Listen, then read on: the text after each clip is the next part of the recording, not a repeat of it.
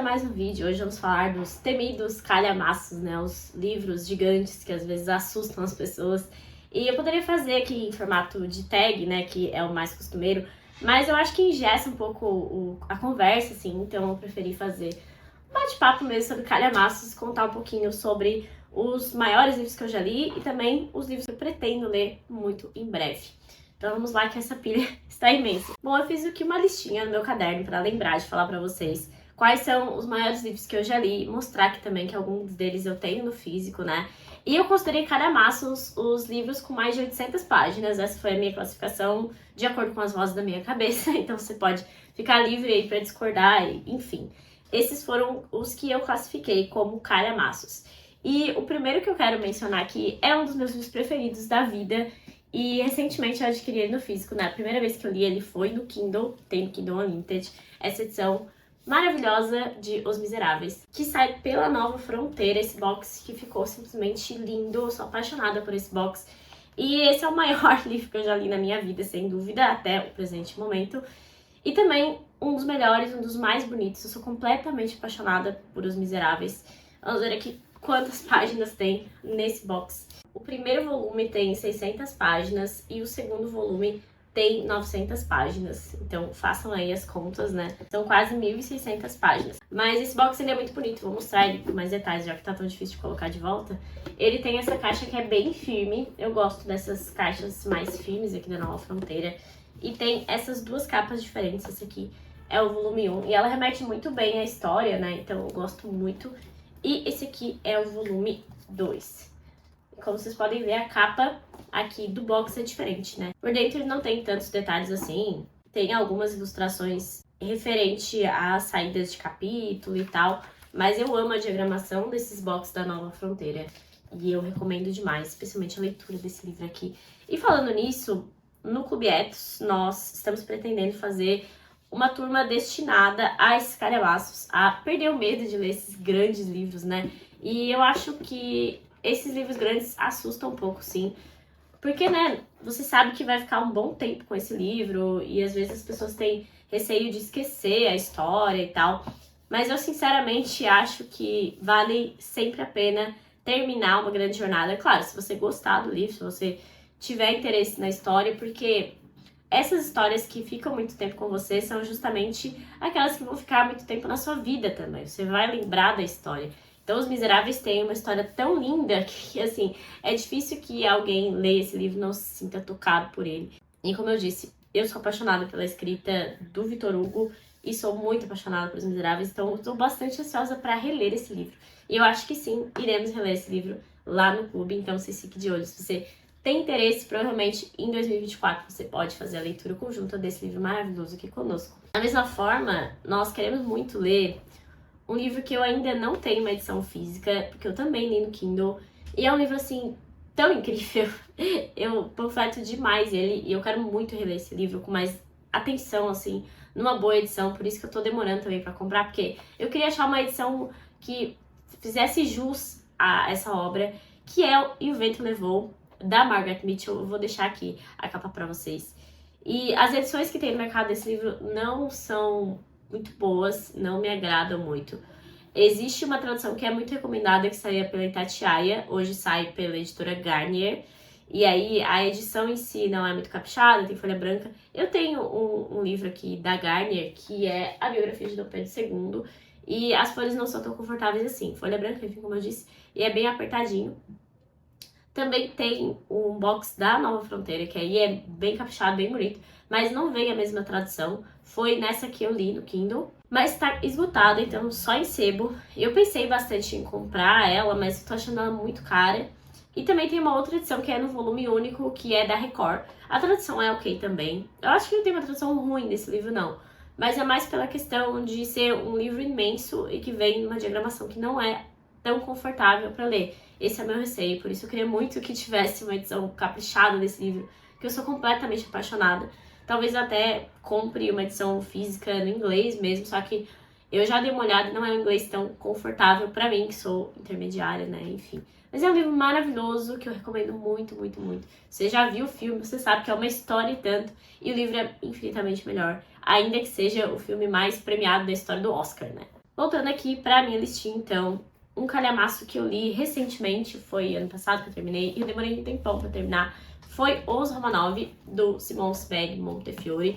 Tem resenha aqui pro canal desse livro aqui, e eu coloquei com certeza ele na classificação de calhamaço, porque ele tem quase 900 páginas, e é uma baita jornada, né, porque nós estamos falando aqui de um período de quase mais de 300 anos, né, mais de 300 anos de uma família que governou a Rússia.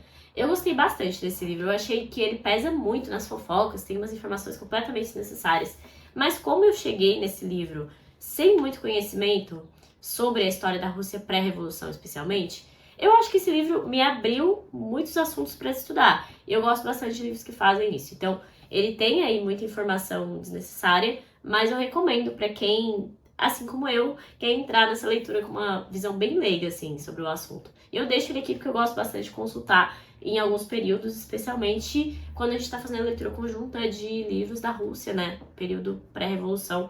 E eu uso bastante ele ainda por aqui. Então eu acho que foi uma leitura bem válida. Aí nessa lista de calhamaços de não ficção, né? Também temos alguns por aqui. Especialmente biografias, né? Bom, voltando para a lista, agora eu vou catar aqui na estante um calhamaço que foi uma baita de uma jornada, e tem 2 vídeos sobre ele aqui no canal, que foi Fausto, do Goethe, e eu li nessa edição aqui, que é uma edição da 34 que vem em 2 volumes, e só o segundo volume já tem mais de 1000 páginas.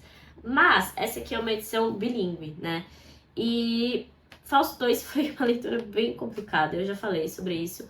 Eu acho que tem partes muito interessantes e outras partes que o Goethe simplesmente pesou a mão horrores em coisas completamente aleatórias.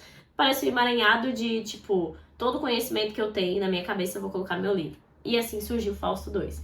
Mas a história do Fausto 1 é maravilhosa, eu gostei muito desse livro. E talvez valha a pena fazer uma releitura numa edição que tenha uma tradução um pouco mais adaptada, digamos. Porque essa tradução aqui, ela é mais poética, né? E quando eu pego um livro desse tamanho, assim, no sentido de tamanho para literatura, eu gosto de entender o texto, acima de tudo. Antes de pegar sei lá, a métrica, a forma como foi escrito, eu prefiro ter acesso ao conteúdo primeiro. E isso não aconteceu nessa leitura aqui de Fausto por essa edição, né? Aconteceu em Homero e eu gostei bastante. Então talvez seja o caso de pegar uma edição aí, uma releitura, sei lá, daqui uns 10 anos. Bom, agora vamos começar a lista dos livros que eu quero ler, dos grandes calhamaços que eu quero ler. E vamos começar então por um livro que apareceu muito recentemente aqui, né? Porque apareceu no meu último vlog, que foi Guerra e Paz, do Tolstói, nessa edição linda também da Companhia das Letras. Tem esse box bastante caprichado. Vamos ver quantas páginas tem aqui em Guerra e Paz. O tomo 1, que eu acho que é um pouquinho menor, tem 720 páginas, mais ou menos. E o tomo 2 tem... Ah, não, aparece aqui, ó. Gostei disso, que a Companhia das Letras fez. Não tem páginas de um e páginas de outro, ele faz a sequência mesmo. Então ele tem um total de 1.500 páginas. E aí já dá pra saber qual é o tamanho inteiro do livro de Guerra e Paz, né? Então aí parece que Os Miseráveis vai continuar sendo o maior livro da minha estante, né? E Guerra e Paz é um livro, assim, que eu tinha um pouco receio de ler por conta do contexto histórico.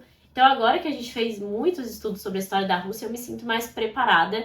E ainda quero saber um pouco mais sobre o período napoleônico antes de entrar em Guerra e Paz. E Guerra e Paz trata justamente das guerras napoleônicas na Rússia, né?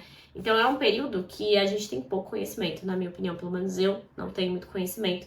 Então saber um pouco mais sobre Napoleão Bonaparte e depois sobre a história da Rússia foi bastante essencial. E agora eu estou preparada para ler Guerra e Paz no ano que vem. Quem vem com a gente para ler Guerra e Paz? Eu acho que vai ser, assim, uma leitura e tanto lá do clube. Outro livro que eu quero muito ler, e esse vai ser lido ainda esse ano, não sei se a gente termina esse ano, mas nós vamos começar esse ano, é Os Irmãos Karamazov, do Dostoiévski. Eu tenho 2 edições desse livro, eu tenho essa edição aqui da Martine Claret, que tem uma tradução do Herculano Vilas Boas, que foi revisada aqui pelo LEG, né? E eu também tenho a edição do Clube de Literatura Clássica, que aí tem a tradução direta do russo, dos Guerra. Então acho que vai ser uma forma interessante de fazer essa comparação, né? E eu tô muito ansiosa pra ler esse livro há muito tempo. Eu acho que ele é o melhor do Dostoiévski, assim, pelo que eu sinto. E eu acho que eu vou gostar bastante também. Especialmente porque eu gostei muito de Os Demônios, né? Então eu imagino que seja algo mais ou menos nessa pegada. Nessa edição, que é a da Martine Claret, tem 916 páginas. Então é uma baita jornada também. E eu acho que vai ser um uma leitura conjunta incrível também. Penso que podemos chegar numa profundidade de discussão bem grande, assim, com a leitura de Os Irmãos Karamazov. Outro livro que eu acredito que será lido no clube no ano que vem é David Copperfield, esse grande clássico de Charles Dickens. Eu só li Um Conto de Natal do Dickens e eu gostei muito da escrita dele. Então acho que aqui nós vamos ter um baita clássico, né? Aqui na minha edição da Penguin, ele tem 1.100 páginas, mas a edição da Penguin ela tem esse tamanho um pouquinho mais pocket, né? Então dá pra considerar que tem um pouquinho menos, mas é um baita de um calhamaço. Todo mundo fala que flui muito bem a leitura desse livro. Estou bastante curiosa para conhecer mais de Dickens e eu acho que vai ser uma ótima jornada também. Dickens tem uma escrita muito gostosa de ler, né? Com saudade, inclusive, de ler Dickens. Outro livro que a versão física não está comigo, está na casa da minha mãe, é O Conde de Monte Cristo, do Alexandre Dumas. A gente tem a edição que também é um box bem bonito, nossa, um box muito caprichado. Vou deixar a capa aqui pra vocês. Tem uma edição também de volume único, é um livro com mais de 1.000 páginas, mas o Dumas recebia por linha escrita, né? Então, assim, tem bastante diálogo durante o livro, isso faz com que o livro flua muito mais rápido. Uma coisa mais novela, né? Trata sobre vingança e tal. Parece um livro muito bom e muita gente recomenda como o livro preferido da vida. Com certeza nós vamos ler ano que vem, eu pretendo ler ano que vem esse livro. Dá pra ver que ano que vem vai ser um ano com muitos calhamaços, né? Agora, para representar mais livros de não ficção, né? Que não são tantos que eu tenho de calhamaço aqui na estante. Geralmente os que eu tenho são biografias, assim como essa biografia do Churchill, que é simplesmente imensa. E essa edição da Companhia das Letras é bem caprichada. Ela é mais ou menos no mesmo estilo da edição da biografia de Dostoiévski, né? Que também sai aí pela companhia. Tem a de Van Gogh também. Mas essa daqui foi uma que eu ganhei de presente e eu tenho muito interesse pela figura do Churchill, muito interesse pela Segunda Guerra Mundial também. E ele é uma figura muito importante na história, né? Então, eu tenho bastante vontade de ler e conhecer um pouco mais sobre Winston Churchill. Essa daqui se chama Caminhando com o Destino, foi escrita pelo Andrew Roberts e tem um monte de ilustração. Eu gosto muito dessas edições caprichadas que a Companhia das Letras faz para essas biografias. Sempre a gente vai quebrar a lombada, mas por aqui tá tudo certo, a gente quebra a lombada. Vocês viram como ficou a lombada de Ozomanov, né? Mas tá bem caprichada aqui essa edição. E aqui atrás tá dizendo que é a melhor biografia de Churchill, então, né, tem um peso bem grande. Eu queria muito ler também em conjunto esse tipo de biografia, assim, porque biografia não é o meu gênero preferido de leitura. Eu gosto bastante e a gente sai com muito mais conhecimento da leitura de biografias, mas não é o tipo de livro que eu leio com muita mais frequência que os outros, né? Então eu tenho algumas aqui, eu acho que seria bem interessante fazer uma leitura assim com outras pessoas. Bom, esses são alguns dos calhamaços, eu ainda tenho uma boa lista aí pra mostrar pra vocês. Quem sabe outro vídeo nesse estilo surja também. Digam aí quais calhamaços mais vocês têm vontade de ler, assim, e quais vocês já leram e gostaram, enfim. Comentem aí o que vocês acharam. Se vocês gostaram do vídeo, deixem uma curtida e também se inscrevam no canal, que isso me ajuda bastante. E até o próximo vídeo.